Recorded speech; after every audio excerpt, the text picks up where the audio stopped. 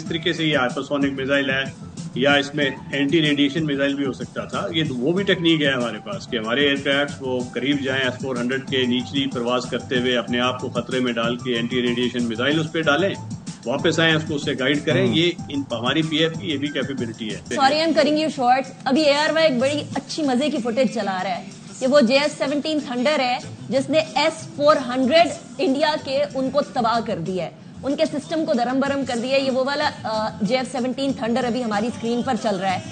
हमारी कैपेबिलिटी, हमारी विल और हमारी कन्विक्शन ये दुनिया के सामने आ गई। ब्रिगेड साहब, अब तो कोई शक नहीं रहेगा इंडिया को। नहीं, शक रहना तो नहीं चाहिए। हमारी कॉम्पिटेंस, हमारी प्रोफेशनलिज्म, हमारी करेज और हमारी एक अप्रोच जो प्रोफेशनल है, हमने प्लेटफॉर्म सेंट्रिक और उसको मिथ बना के हथियार को, जिस तरह के JF उसको राफेल को या उससे पहले Su-30 को हवा बनाया हुआ था। और प्लेटफॉर्म सेंट्रिक अप्रोच बड़ी इमेच्योर सोच होती है। हमने तो पूरा सिस्टम सोच अपनाई है जिसमें हमारे जो फाइटर्स हैं उनके पीछे एयरबोर्न अर्ली वार्निंग सिस्टम्स हैं, सैटेलाइट्स हैं, उनके साथ जो इलेक्ट्रॉनिक वॉरफेयर सूट है, इन तमाम की इंटीग्रेशन और नेट सेंट्रिसिटी। तो आजकल के जो दौर है ये नेटवर्क एनेबल्ड वॉरफेयर का दौर है। ये समझना चाहिए कि वो दौर लग गया, वो जो industrial as, sequential, platform centric. तो अब ये नेट सेंट्रिसिटी को मेरा ख्याल है इनके ईथॉस में वो चीज अभी तक नहीं आई है। या अगर आई एक चीज ये बताइए मुझे कि एक चीज मुझे ये बताइए कि ये जो जाहिर है ये तो पैसे खर्च कर रहा है मोदी, इधर से हथियार लिए, इधर से ये किया, लेकिन उसके अंदर जो चलाने वाला है उसकी कैपेसिटी भी सामने आती है और उसको इंटीग्रेट जिस तरह से आपने भी फरमाया कि किस तरह से किया जाता है, तो वो भी बड़ा मैटर करता है। पहले 2019 से अब तक का तकाबली अगर जायजा लें तो उस वक्त इनके पास S-400 नहीं था, उस वक्त इनके पास राफेल नहीं था, उससे पहले ये सखोई की बात करते थे कि Su-30 आ जाएगा तो ये होगा, फिर राफेल की बात करने लगे। तो ये दो चीजें कितनी उनके लिए तकलीफ दे हैं और मोराल कितना डाउन हुआ होगा उनकी फौज का ये सारी मंजर देख के जो उनके साथ हुआ है। मोराल काफी डाउन है उनका और इस जंग से पहले भी डाउन था। उन्होंने देखिए वहां पे सिविलियन सुप्रीमेसी वो एक और चीज होती है, दैट इज अ गिवन, मगर civilian denigration of the arm forces वो एक गफलत चीज है। इन्होंने आर्म फोर्सेस को बहुत उसका स्टेटस लोअर किया हुआ है प्रायोरिटीज में। पैसा जरूर लगाते हैं मगर वो पैसा ही सब कुछ नहीं होता, मोटिवेशन होती है, उसका तरीका होता है। अग्निवीर जैसी ये स्कीमें ले जाके उसको बड़ी जल्दी रिटायर कर देते हैं और बहुत सा इनका जो ट्रेन कार्डर है वो रिटायर हो रहा है एयरफोर्स में से भी और आर्मी में से भी, जिसके खिलाफ रिजेंटमेंट है, पेंशन नहीं मिलनी इन लोगों को। तो वो लेवल ऑफ मोटिवेशन, वो ट्रेनिंग नहीं है। और ये JF-17 तो उन्होंने जो इंडक्ट किया है, इनको तो अभी उसका सिस्टम इंटीग्रेशन, ट्रेनिंग और उसकी डिप्लॉयमेंट के तो 2 साल हुए हैं। हमारी बैटल हार्डन्ड आर्मी है जिसने F-16 40 साल से पुराने इस्तेमाल कर रहे हैं। JF-17 को तो 2 डेकेड हो चुके हैं हमें। तो हम वेल इंटीग्रेटेड बैटल हार्डन्ड है और हमें एज हासिल है। और हमारे लेट्स नॉट फॉरगेट चाइना जिसने हमारी बहुत मदद की है, वो हमारा नहीं सर। और उसके साथ साथ न सिर्फ ये कि बैटल हार्डन्ड है बल्कि उसके साथ साथ हम उनको अपग्रेड करते रहे। JF-17 का ब्लॉक 1, ब्लॉक 2, ब्लॉक 3 विद एजा रेडार और प्लस फिर J-10C और जो हमारा HQ-9B एयर डिफेंस सिस्टम है, तो ये सारी चीजें बड़ा एक पोटेंट हमारा एक अटैक बनाती हैं और डिफेंस भी। जी जी, देखिए ना अभी ये जिस तरीके से ये हाइपरसोनिक मिसाइल है या इसमें एंटी रेडिएशन मिसाइल भी हो सकता था। ये वो भी टेक्निक है हमारे पास कि हमारे एयरक्राफ्ट वो करीब जाएं S-400 के निचली परवाज करते हुए अपने आप को खतरे में डाल के एंटी रेडिएशन मिसाइल उस पर डालें, वापस आए, उसको उससे गाइड करें। ये हमारी पीएफ की ये भी कैपेबिलिटी है। अब उसमें तफसीलात आएंगी, बाद में एनालिसिस होंगे। एनालिसिस हमेशा बाद में होते हैं जब ये डिफेंस एनालिस्ट बैठ के उस पर लिखते हैं, डेटा आ जाता है और फिर वो लेसन लर्न करते हैं। मगर अभी जो जितना कुछ पता है, द बेस्ट थिंग इज कि वहां एक झूठा जो है वो बयानिया भी घड़ के वो वावेला मचाते हैं और चेस्ट थंपिंग करते हैं।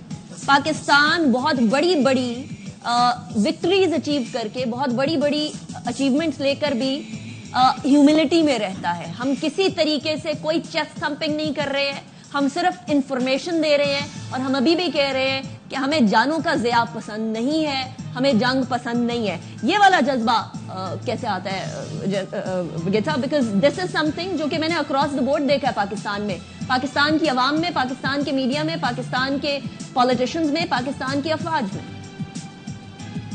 देखिए, चेस्ट थम्पिंग तो बड़ी इमेच्योरिटी की निशानी है। अभी तो वो सेल्फ फ्लैजिलेशन मोड में आ गए और अभी वो काफी डिप्रेस्ड हैं। और ये जज्बा आता है आपके जो आपकी रवायात होती हैं, दरख्शां रवायात हैं हमारी, हमारा मजहब है, हमारी वैल्यूज हैं, हमें जो तालीम दी जाती है, हमारी ट्रेनिंग सिस्टम ऐसा है, हमारा मोटिवेशन और सारी जो आपकी एफिशिएंसी होती है वो आपकी मोटिवेशन से स्प्रिंग करती है। आपकी प्राइड जो होती है आपके प्रोफेशन में, जैसे आपकी कौम आपकी तरफ देखती है, आप उन रवायात के अमीन होते हैं जो कि बड़ी दरख्शां रवायात है। एयरफोर्स, आर्मी, सब की, आप 65 की जंग देख लें या कोई भी आप कॉम्बैट देख लें, उसमें हमारे जो जवान हैं, सोल्जर्स हैं, पायलट्स हैं, सेलर्स हैं, they have always come up trumps because of this motivation, this courage। हमारे जो आबाओ अजदाद की बड़ी एक दरख्शां रवायात है और हम उनके अमीन हैं।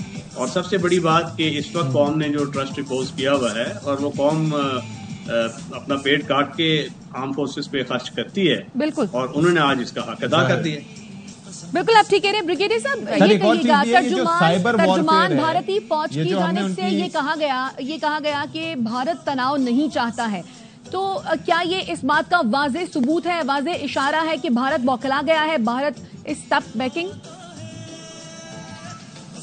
मेरा ख्याल है कि थोड़ा रैटल्ड हुआ है और उधर वो सोच जरूर जन्म दे रही है कि अगर इसको जंग का फैलाव करेंगे, मजीद एस्केलेशन मजीद करेंगे तो क्या होगा, क्योंकि पाकिस्तान तो फिर भी रिस्पॉन्ड करेगा। कितना नुकसान वो उसको सह सकते हैं, और क्योंकि उनकी इकोनॉमी को ज्यादा डैमेज होगा। वो जो उनका ख्वाब है कि इक़्तिसादी कुव्वत बनने का 2045 विजन, उसकी बड़ी बातें करते हैं, तो वो विजन खाक में मिल जाएगा। ये कोई 2-3 डेकेड्स पीछे चले जाएंगे, क्या वो उसके मुतहम्मिल हो सकते हैं? क्या ये जो बड़े बड़े बिलियनर जो ये इस वक्त उनकी जीडीपी ग्रोथ की वजह से वो अमीर हुए हैं, क्या वो अपनी वेल्थ से हाथ धोना पसंद करेंगे? तो मेरा ख्याल है इसके आंसर नफी में होगा। अभी ये सारा कॉस्ट बेनिफिट इक्वेशन है और अब से ऑनवर्ड जो भी डिसीजन लेंगे उसकी कैलकुलस में ये जो कॉस्ट बेनिफिट इक्वेशन है ये बड़ा इंपॉर्टेंट रोल प्ले करेगी, क्योंकि वो देखेंगे कि हमारे मिलिट्री अहदाफ क्या हैं, उससे हम क्या वॉर एम अचीव कर रहे हैं, और उस वॉर एम की अचीव करते करते हमारी कॉस्ट क्या हम पे कर रहे हैं। और एक तो वो मिलिट्री कॉस्ट होगी ना जिसको पाकिस्तान रिस्पॉन्ड करेगा, दूसरा उसकी इक्तिसादी कॉस्ट होगी। अभी देखिए उनका स्टॉक नीचे जा चुका है, इंश्योरेंस कॉस्ट बढ़ गई हैं, जो शिप्स आ रहे हैं वहाँ पे भारत में उसके रेट्स बढ़ गए, और एयर स्पेस उनकी क्लोज हुई है, IPL उनकी खत्म हो गई है। तो सारा इसको अगर आप क्वांटिफाई करें इकोनॉमिकली तो बड़े स्टैगरिंग किस्म के लॉसेस हैं जो अभी उनकी इकोनॉमी वो समझ रहे थे कि शायद वो पाकिस्तान की बिकॉज ऑफ द वेट या पाकिस्तान का मैप लेंथ में है, तो शायद उसकी वजह से उनको एक सर्टन जो है वो एज हासिल होगा और पाकिस्तान को वो एज हासिल नहीं होगा। लेकिन हमारे पास तो शाहीन भी अभी तो उसकी परवाज इससे भी बहुत आगे है।